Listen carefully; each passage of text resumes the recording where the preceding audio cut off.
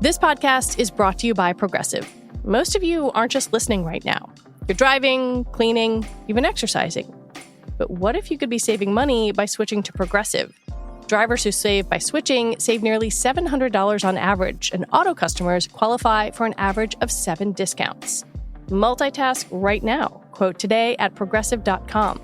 Progressive Casualty Insurance Company and Affiliates. National average 12-month savings of $698 by new customers surveyed who saved with Progressive between June 2021 and May 2022. Potential savings will vary. Discounts not available in all states and situations.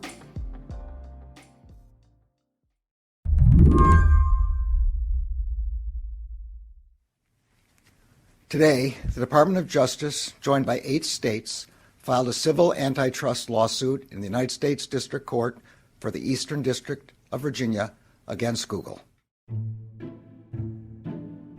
When the news broke on Tuesday that the government was suing Google over its ad technology, I immediately thought of Leah Nylen. She's a Bloomberg News reporter who covers antitrust. And I don't think it's an exaggeration to say she lives and breathes this stuff. Her Twitter name is Leah Antitrust But Verify Nylen. So on Wednesday, I called her up. What's the sports analogy for this case? Like, is this your Super Bowl, your World Series? What is it? Yeah, this is more like the Olympics. Really? Yeah. This is like the biggest case in like decades, you know? So it's like a really big thing that only comes around every once in a while. How long have you been waiting for the Department of Justice to file this case? Because I assume you knew this was coming. Oh, yes. So they started this investigation in 2019, and everyone thought that they might file this in 2020, but they ended up prioritizing the other one. By the other one, she means a case that the DOJ filed against Google in 2020 over its dominance in the search market. And every now and then we hear like, it's almost done. It's almost ready. We're going to file. And then like something would happen and they'd be like, sorry, just kidding. No. But yeah, so like, I don't know. I've been like anxiously awaiting this case every now and then, writing a story being like, it's coming soon. It still exists. So I wasn't quite sure if this was really going to be it, but it was it. What the DOJ is saying is that Google unfairly dominates almost every aspect of online advertising. Every time you see an ad online, they say Google is muscling its competitors out. Despite Merrick Garland's understated, lawyerly announcement style, it's a really big deal. For 15 years, Google has pursued a course of anti-competitive conduct that has allowed it to halt the rise of rival technologies, manipulate auction mechanics to insulate itself from competition, and force advertisers and publishers to use its tools. And just like it did with the Bell Telecoms in the 1980s, the government wants to break Google up. Today on the show, could that really happen? Just how good is the government's argument? And is Google's ad tech really as pervasive as they say? I'm Lizzie O'Leary, and you're listening to What Next TBD, a show about technology, power, and how the future will be determined. Stick around.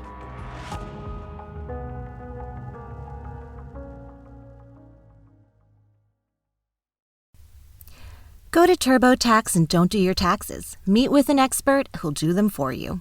TurboTax experts can relieve you from the stress of taxes and file for you so you can do not taxes. Show your eyes things that are not taxes. Unpack a moving box of not taxes.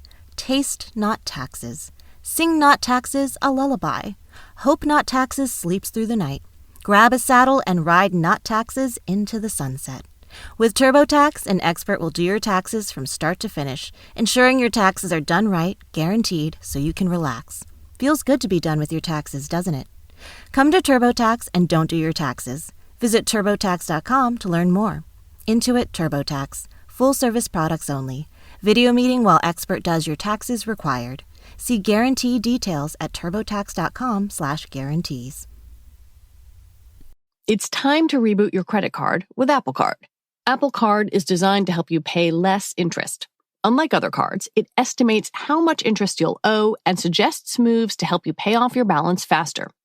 All so you can keep more of your money. Apply now in the Wallet app on iPhone and start using it right away. Subject to credit approval. Interest estimates on the payment wheel are illustrative only and may not fully reflect actual interest charges on your account. Estimates are based on your posted account balance at the time of the estimate and do not include pending transactions or any other purchases you may make before the end of the billing period. You might think of Google as a company that helps you find things on the internet or provides you with a browser like Chrome or email like Gmail. But judged by sheer numbers, Google is an advertising company. 80% of its revenue comes from advertising technology. It's what the pros call the ad tech stack. And that is where the DOJ says Google is not playing fair. So the Justice Department is taking aim at this thing that you as a consumer probably never see, which is all of these tools that help buy, sell, and serve online ads. So when you pull up a website, a news website, a blog or something, a lot of those things are funded by what are called display ads. So those are like, pictures and text and videos that will show up alongside whatever it is you're actually looking at. Google actually controls the levers and the tools for placing all of those things on websites because of a bunch of acquisitions it did in the, 2009 to 2012 era. And so that is where it makes a good bit of its money from.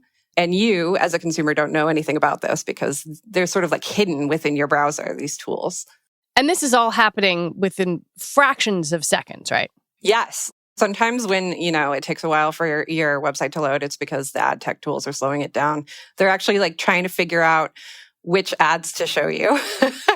And that can take a couple extra seconds. The Justice Department basically says Google did 4 things to establish and protect its advertising dominance. It bought up competitors, forced website publishers to use its ad tools, distorted the online ad marketplace, and manipulated online ad auctions. So Google, created this really innovative search platform. And the original way it made its money is by search ads, all of those ads that you see at the top of a search results page to get you to click on websites or sometimes, buy things from there. In 2007, it decided to buy this other company called DoubleClick that did all of the display advertising for the rest of the web. And so it was able to combine its genius with search ads with display ads, the other type of advertising. And then it just proceeded to continue buying up a ton of other companies in this space until it has, essentially created this major ecosystem that all websites and all major advertisers have to use to sell their ads online. So Google controls all of the tools that a website publisher uses to offer space on their website. They control all of the tools that advertisers generally use to put their ads online. And they also control this thing called the exchange, which is essentially a fancy auction house where all of the buying and selling of these ads take place. The Justice Department pointed to this really interesting quote from a Google executive who was pointing out that them owning all of these things was like if Citibank or Goldman Sachs actually owned the New York Stock Exchange. Because that's sort of the equivalent, right? It owns all sides of these transactions. And the Justice Department said that because it owns that, it owns the auction and all of the other tools, it's been able to manipulate these auctions in ways that ensures that Google always wins. The government also went after the cut, about 30 cents on the dollar, that Google takes from publishers. Why is that part significant? That's really interesting because it's been sort of unknown in the online ad space, how much money from advertisers actually gets to websites. And that sounds really crazy because if you are buying an ad in a magazine, you generally know how many people might see it, right? Because maybe the circulation of that magazine. If you're buying an ad on TV, you probably have some idea of the number of people who might watch television that point in time. But online, nobody was really sure how much money that advertisers were spending was actually making it through to the person who was showing the ads. There was this really interesting study that was done by, a fancy accounting firm for the essentially this trade group for online advertising. And they found that 25 cents out of every dollar just sort of disappears. Like they weren't sure where it went. If you think about the billions of dollars that are spent every year in online advertising, and like maybe as much as of a quarter of that just sort of like disappears somewhere into the advertising technology ecosystem, that's sort of crazy. I think one of the things that made it so clear that this is a system awash in money, that the way you're describing, is a note in this complaint that the U.S. government itself, the Army, says it was overpaying for ads. So there's this part in the complaint that says, since 2019, the United States has purchased in excess of $100 million in open web display advertising. The United States has incurred monetary damages as a result of Google's anti-competitive conduct. And it was just like, wait a minute, you guys are saying that part of this whole thing is that the Army was overpaying for ads? Like that part blew my mind. The nerdy antitrust thing is that it's super interesting that they put that in there because oftentimes they don't try and like seek damages on behalf of the federal government, even though the federal government buys all sorts of stuff. So, most of the time, if there's an antitrust case, the federal government probably bought something and could seek damages. So this was pretty novel. But also, like the U.S. Army advertises a lot, right? You always see those commercials encouraging you to like sign up and stuff like that. And what they're saying is that the government spent $100 million since 2019, but they're not really sure how much of that actually went to the places that were showing these ads. Google has pushed back on this lawsuit by saying in a blog post that the suit ignores, and I'm quoting here, ignores the enormous competition in the online advertising industry. And yet, when I read your story and I've looked at the data, Google controls 29% of the ad tech market. That to me does not read as enormous competition. So Google says there is enormous competition online. And I think if you don't really interrogate that, that's probably true, right? So it controls 26% of all online display ads. And more if you add in YouTube. Yeah, more if you add in YouTube. But there are all sorts of like types of ads that Google doesn't compete in. Google can't offer like TikTok ads. There are all sorts of other types of ads that exist, yes, but like they're not really in the same market as what we're talking about here. It's a different type of ad. And so, they've been pointing to the fact that we have some new competitors here. Like Apple has started offering some advertising.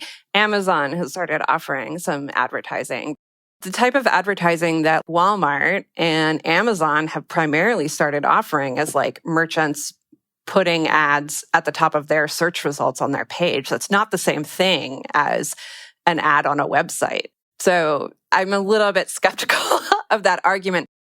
But market share can be a blunt measurement of Google's dominance of the ad tech world, and perhaps not the most revealing one. There's an important diagram in the complaint that makes this clear. And it lays out the ad tech ecosystem, which can be very complicated, but it shows like sort of at each place within this pipeline how much Google owns. And that was information that nobody knew before. And in some of those places, Google owns 80 and 90%.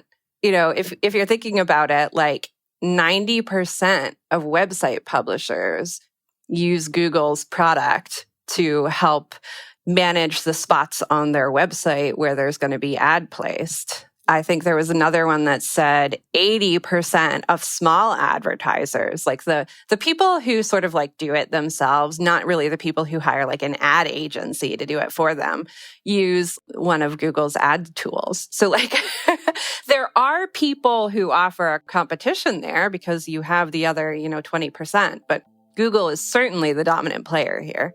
So it's almost as if Google was saying, look, there are all these roads all over the country, but really 80% of the traffic has to go across Google's bridge, and they're kind of playing with the numbers a little bit. That is a perfect analogy.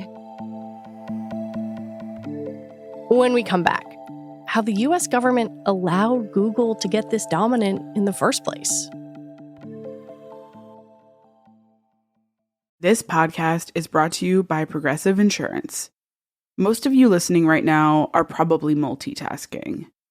Yep, when you're listening, you're probably also driving, cleaning, exercising, or maybe even grocery shopping. But if you're not in some kind of moving vehicle, there's something you can be doing right now.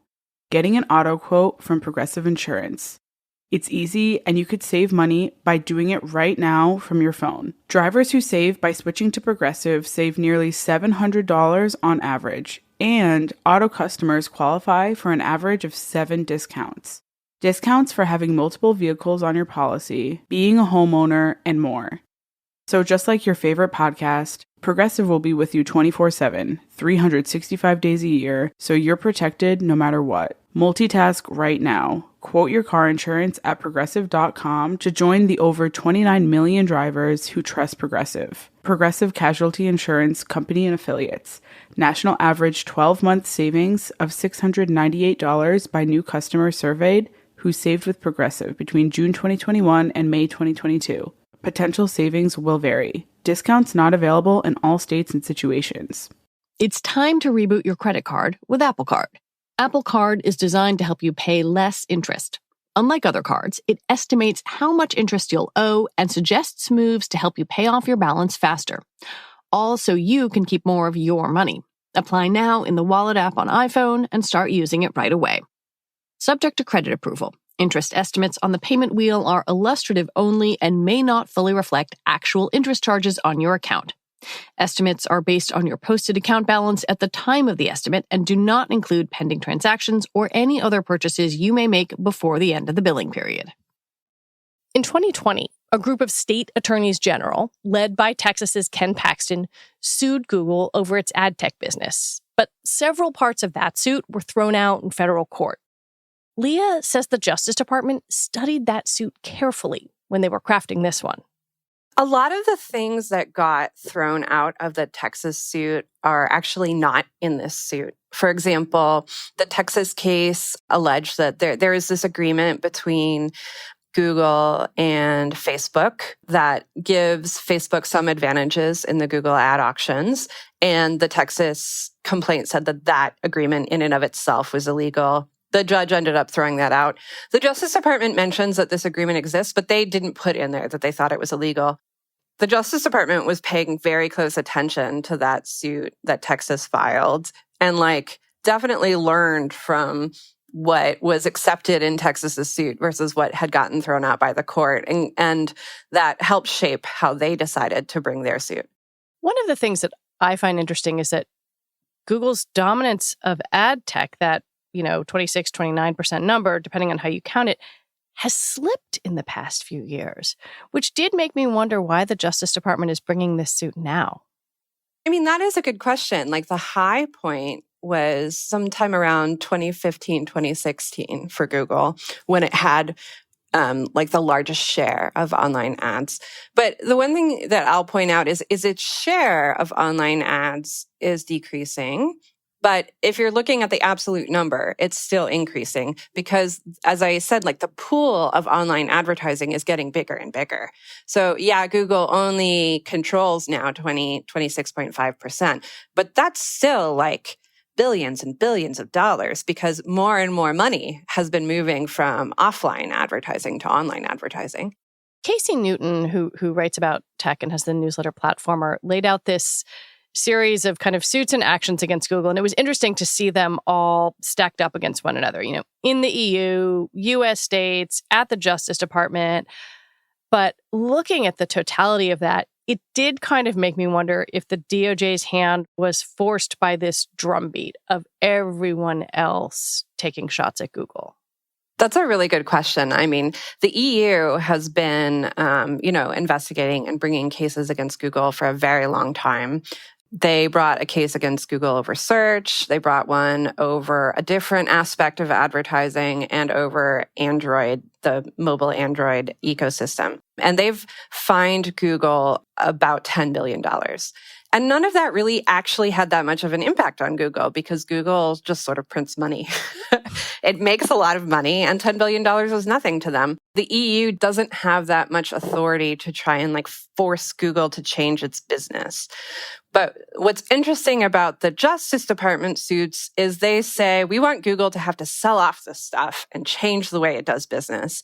And that's really something that probably only the US government could do, because Google is a US company. Even though it's the Biden Justice Department bringing this lawsuit, it's important to note that the investigation behind it began in the Trump administration. You could say skepticism of big tech is bipartisan. I will note that, it's the Justice Department and 8 state attorneys general. There are both some Republicans and Democratic attorneys general who signed on to this one. And of the emails, I got yesterday, from people happy about this suit, I got a number from Democratic lawmakers and a number from, Republican lawmakers.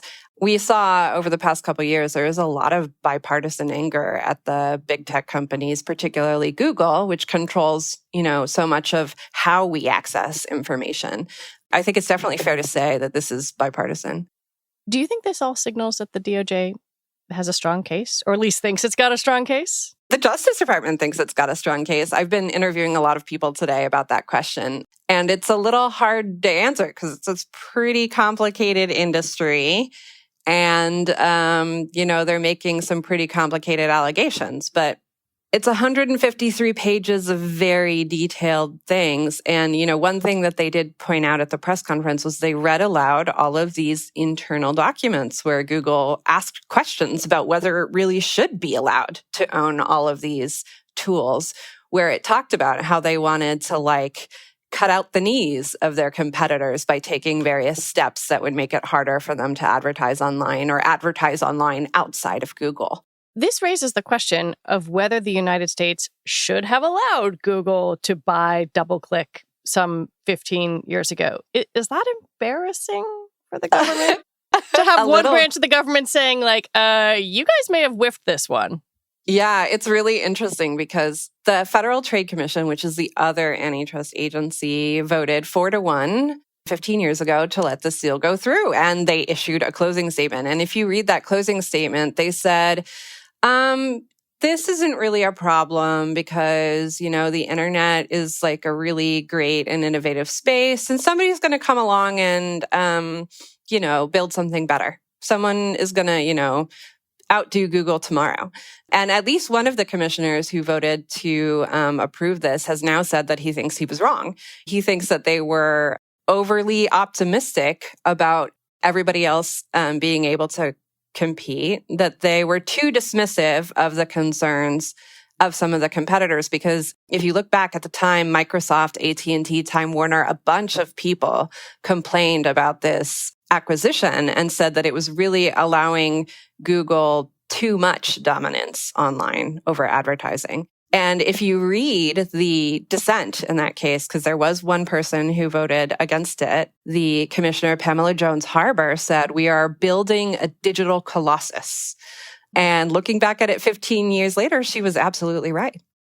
Some of the previous actions against Google, you mentioned the EU, Google pays some money, the problem goes away, business continues as usual. This feels different. The government is very much saying, you got to sell this stuff off. Does this necessarily end with Google selling off part of its ad tech business or all of it? Definitely what the government wants. And Google did offer a settlement last year to try and sort of head this off.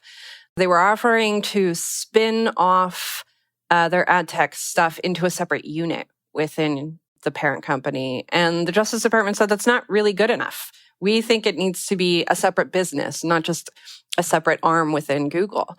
It was very interesting because for the first time in a long time, Google stock actually dropped when this happened. Most of the previous cases, including all of those European cases, they would announce that, they had this fine against Google, that they had found they violated the antitrust law, and the stock would go up. And yesterday, Google, for the first time, Google stock fell 2%. And so I think people really are starting to recognize that, this is a real threat to Google's business.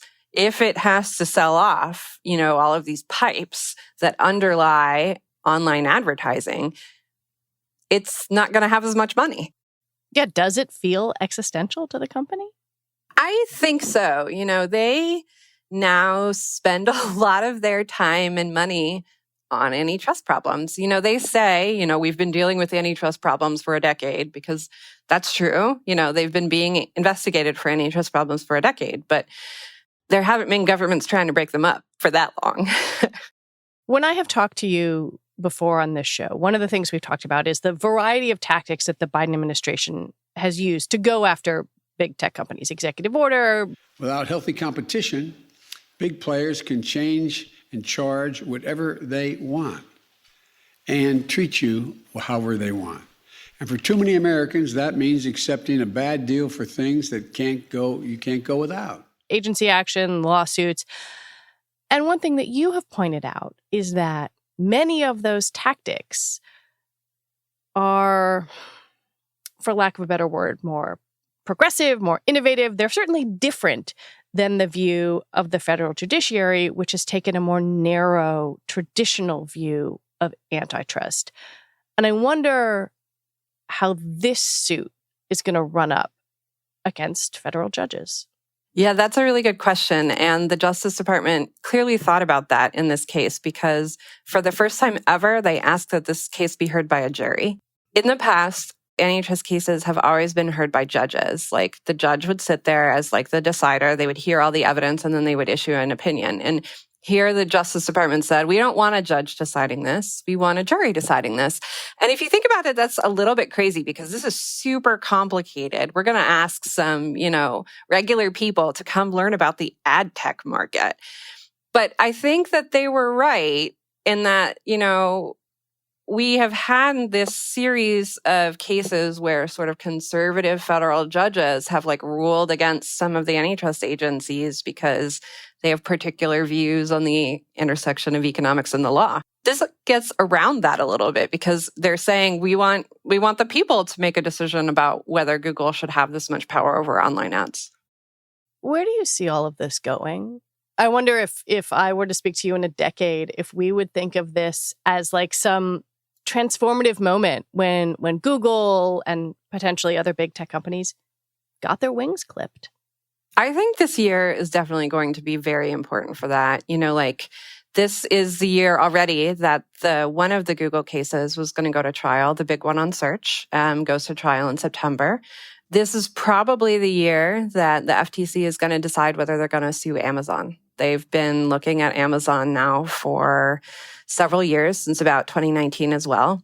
The Justice Department has also been looking at Apple since 2019. So they're really going to have to decide if they're going to, do something or let it go. By the end of this year, we really could have a whole heck of a lot of suits against the big tech companies, in addition to the ones we already have. Leah Nylen, thank you as always. Thank you so much. Leah Nylen is a reporter at Bloomberg who covers antitrust.